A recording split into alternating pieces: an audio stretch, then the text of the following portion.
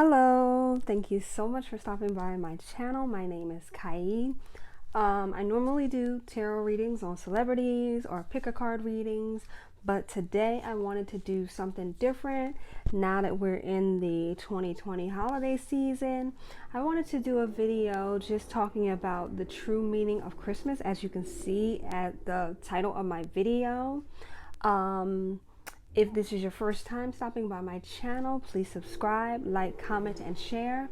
And also please hit the notification bell so that you are notified when I upload my videos. Like I said, I'm going to talk about the true meaning of Christmas, like where it came from and how it changed. All right. So, years and years ago, hundreds of years ago, the pagans. The pagans were the Romans, the Druids, the Celtic people, and the Norse. They're just some of them, but it was a lot. But these were the main ones that I'm going to be talking about today. They would celebrate the winter solstice, which is basically like the shortest day of the year, which also translates to the darkest day of the year. So they would, on that day, the winter solstice day, they would stop all their farming and all their business and, everything, their normal day-to-day activities. And they would stop their, normal activities to celebrate and worship their gods. And one god in particular was the god of Saturn. And this celebration was called Saturnalia. And basically Saturnalia was it's just like a all in all out, like let it all hang loose kind of celebration. They would drink, and I don't know if they had drugs or, whatever is equivalent to getting high. They would drink, have sex, just party. Like they were just like completely lawless. Like there were basically like no rules. There were no regulations. So yeah, they would celebrate their god Saturn, and they would do this to keep themselves entertained until the sun came around again, because farming, especially if you're farming, you need the sun to cultivate your crops. So if it's the shortest day of the year, meaning the sun is out for a shorter period of time, your crops will not thrive. So they would just celebrate, and also, and it makes sense, they would celebrate to give honor and reverence to their god Saturn, or any other deities that they worship, but in particular Saturn. And they would also celebrate to kind of put energy out there that the sun will come up again, you know what I mean? Because back then they had like a lot of superstitions and different kind of beliefs and whatever. So, like I said, they would just have a grand old time during this Saturnalia. And it would go on for days. And then Saturnalia would turn into the Sigillaria festival. And I didn't get a chance to check to see if Sigillaria has anything to do with sigil magic. But I might come back to that at another time. But anyway, during this celebration, Saturnalia and Sigillaria, everyone was seen as equal. Because like I said, it was like lawless. There were no rules, there were no regulations. There was pretty much nothing that you could not do. The, upper class society, they would share clothes with their slaves. They would eat and drink and party and have sex with their slaves. Like everybody was equal. Everybody was doing the same thing. And another thing that they would do, the wealthy or the upper class of the society would even pay the rent for the poor people around this time. So basically, Saturnalia was a public party for the god Saturn, and people would exchange gifts. And the gifts most times were for like the Sigillaria festival. They were like wax figurines that they were and they were like in the shape of the god Saturn, because remember, this whole celebration was to celebrate the god Saturn, because Also keep in mind that Saturn was known as an agricultural deity. So Saturn, like the planet Saturn, rules over agriculture. So if you're a farmer and you believe that Saturn rules over all agriculture, you want to give worship and honor to Saturn so that your crops thrive and you keep your wealth. You know what I mean? Like I said, the figurines that they would sell at the Sigillaria festival were often in the shape of the god Saturn, and they would have a lot of different kinds of rituals and things during Saturnalia and the Sigillaria festival. And a lot of those rituals and practices and beliefs became associated with Christmas, such as like gift giving. Like I said, they gave gifts, exchanged gifts during the Sigillaria festival. Santa Claus was something that ultimately became known with Christmas. Sleigh riding, decking the halls with holly, tree decorating, and the Yule log and lighting candles. I also want you to keep in mind that back then, Christians and the church and like that kind of organized religion, they were being persecuted and killed for their beliefs. So many of like the Christians in the church or whatever, they would honor their own beliefs by participating in some of the Saturnalia celebrations as a cover. So they would use Saturnalia to cover up for their own practices. Saturnalia was initially like a 3-day celebration. It started on December 17th, but was extended for 7 days. And that ended on December 24th. And then Christmas Day, which is December 25th, was the date that the pagans believe was the day that the sun, like S-U-N, was reborn. The church eventually reclaimed December 25th as their own to celebrate the birth of the Son, S-O-N, or the birth of Jesus Christ. So, like I said, through time, what happened was that the church started to claim elements of like German folklore, Norse mythology, Druid folklore or mythology, Roman folklore or mythology as their own. Around 51 AD, 51 AD, there was an emperor that changed the date, changed Saturnalia's date to December 25th. And then in AD 312, the Emperor Constantine converted to Christianity and ended the persecution of Christians and stopped a lot of the activities that went on during Saturnalia. Because like I said, that Saturnalia was a lawless time. Like, you could have sex in public, you could drink, you could party all night. Like, there was no holds barred, it was just let it all hang loose.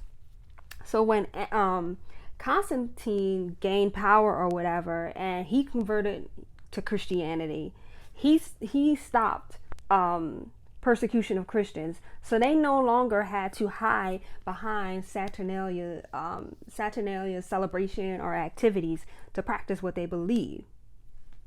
So, but as with anything, you see a celebration, you see a carnival or whatever, and you're like, oh, I like certain elements of their celebration. I'll keep that as my own. So that's what happened with Christmas. Like, the Christians did whatever they normally did, but because they had to, hide behind Saturnalia to practice their beliefs, they found that some of the things that was practiced during Saturnalia that they actually liked, so they kept it for themselves. And in my opinion, they kind of watered it down to make it less dark, to make it less make it seem less of a ritual. Like, it doesn't come off like very ritualistic anymore, and just made it like more in my opinion, like more kid friendly. Um, Santa Claus, he was taken from the he's like the watered down version of the a pagan deity named Odin. And Odin was worshipped by the Germans, and he rode on an eight-legged horse named Sleipnir. Odin also had a beard, but he could go in between the physical realm and the spiritual realm. He flew a eight-legged horse named Sleipnir. Keep in mind that, Santa Claus, like the Santa Claus that we know of today, he did not initially fly, but he did give gifts. Odin, he gave gifts as well, but he would have magical elves and he would have dwarves, dwarves were like makers of gifts. So basically, the church combined Saint Nick and Odin, in my opinion, to make him less dark and to make him more kid friendly. The concept of Santa riding on a reindeer was not introduced until 1833 in a poem called A Night Visit from St. Nicholas, or it's more well known as 'Twas the Night Before Christmas. But like I said, Odin gave gifts too. He was part of like Norse mythology. They say that Odin created the world and he gave people the gift of life. He would show up and give a worthy person an item that they needed. And Odin lived in a supernatural world called Asgard, while Santa Claus was thought to live in the North Pole, or lives in the North Pole. And Asgard was like a very cold place that had like a lot of ice glaciers and things like that. So you see how they kind of have similarities. But Santa Claus didn't initially fly, and he definitely didn't have an eight-legged horse. The idea of Christmas carols, like, people going around singing and, how you ever see those movies where they're standing in front of different homes and they're singing. Well, that comes from the pagans, which was originally called waysailing. And waysailing basically means good health. They would go around singing loudly to banish evil spirits, which is a ritual, and to wish good health to people. So you see how they kind of take waysailing to or not waysailing, wassailing to just making it about singing, and leave out the part about banishing evil spirits, and it's just about wishing good health to people. But banishing of evil spirits or doing any kind of work to get rid of evil spirits, that's magic. That's a ritual. So you see how they would take certain kind of magical practices or ritualistic practices and make them seem less ritualistic or less pagan. You know what I mean? They literally took pagan rituals and practices and made them less pagan and packaged them as just something, and singing to people and wishing them good health is not bad, or even banishing evil spirits is not bad in my opinion. But they kind of repackaged it and market it as just something that's, just innocent and has nothing to do with magic, and I feel like it's important to know these kinds of things because, a lot of people in the church, they always come down on other people and say that Jesus is the reason for the season. But, in their initial, in their inception, yes, that's what they were doing. But you can't say Jesus is the reason for the season and take pagan practices and combine them with your own beliefs. You should just keep them separate. Like if you just want to say that Christmas is the celebration about the rebirth of Christ, don't do pagan practices. Don't sell pagan deities to children. That's all. That's my whole point. And if you are going to do something like that, then you should tell the truth about it and not try to say that a person who is lighting a candle is a bad person, when that is, lighting candles is not something that originally comes from Christianity. That's just an example. Another pagan tradition that the church or that Christians took on was kissing under the mistletoe.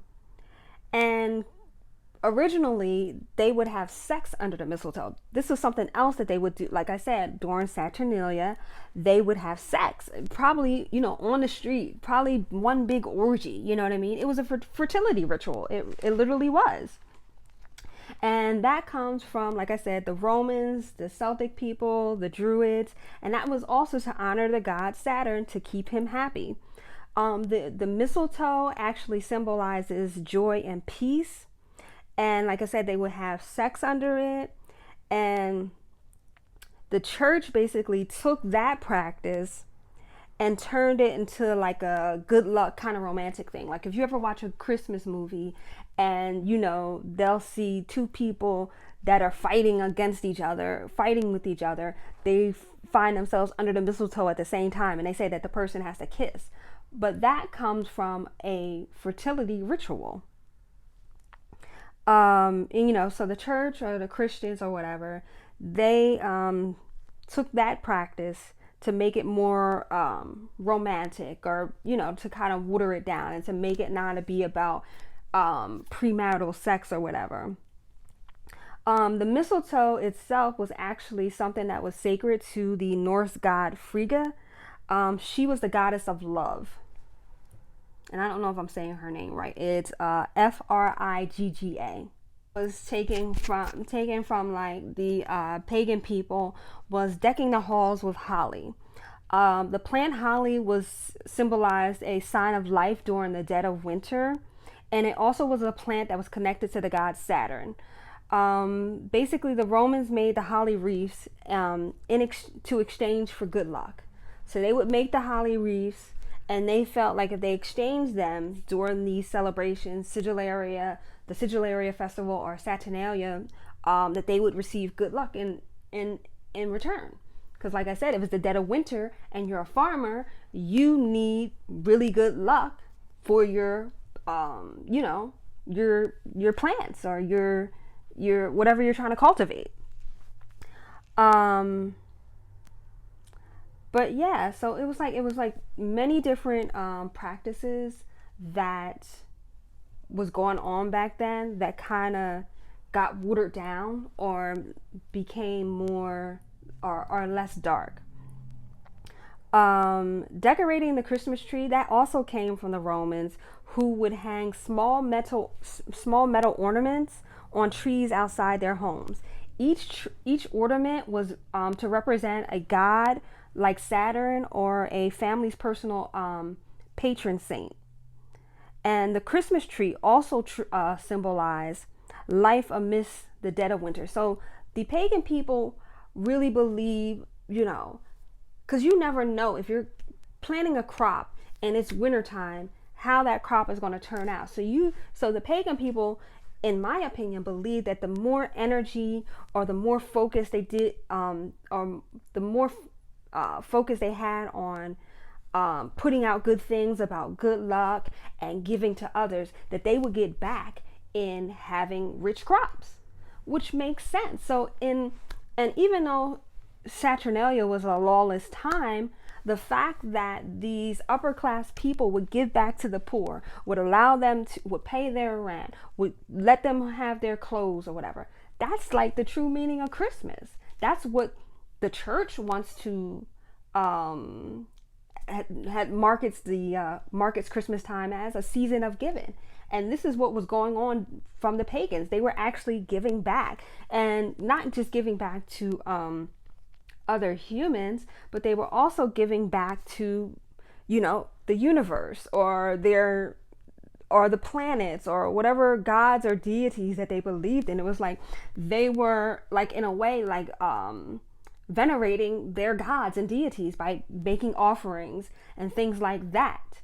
So they were, in the essence, the true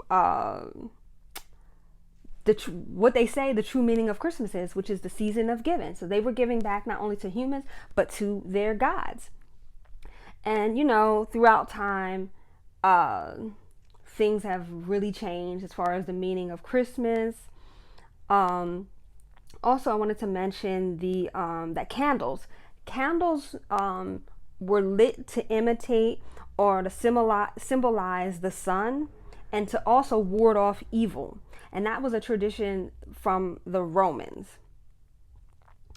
And the Yule log, I know I had never even seen a Yule log. I know they have like Yule log cake, but traditionally the Yule log was lit to celebrate the rebirth of the sun, sun, and not the sun, son. So the Yule log and other practices it was like worshiping the planets, worshiping the sun, worshiping Saturn, worshiping their deities or whatever, or worshiping the gods that they believed in. This is what they were lighting candles for, and having the wreaths and decking the halls.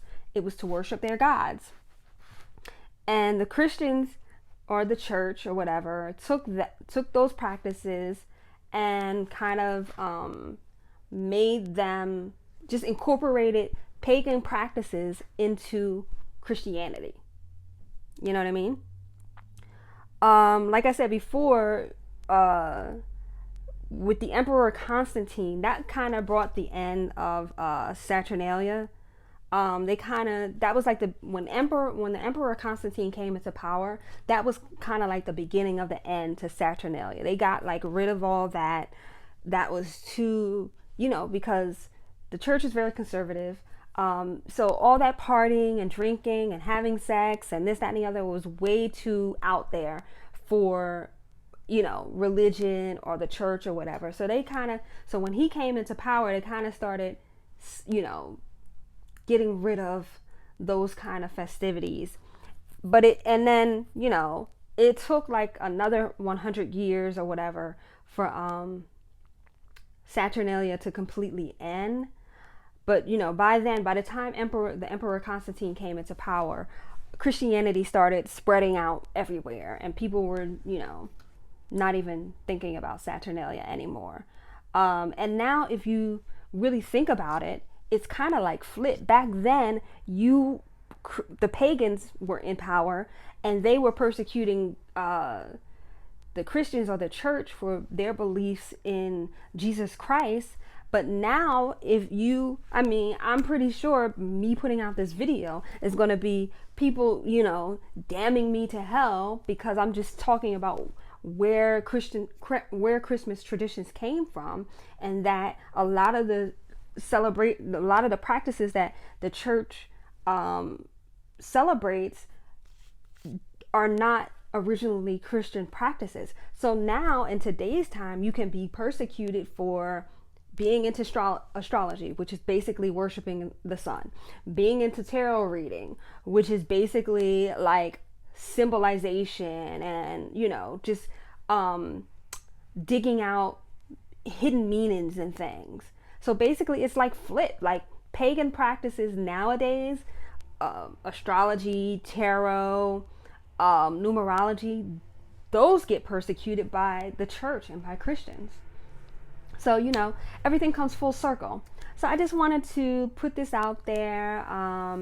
Like I said, my name is Kai. Thank you so much for stopping by my channel. Please subscribe, like, comment, and share. And please hit the notification bell so that you are notified when I upload my videos. Talk to you later. Bye.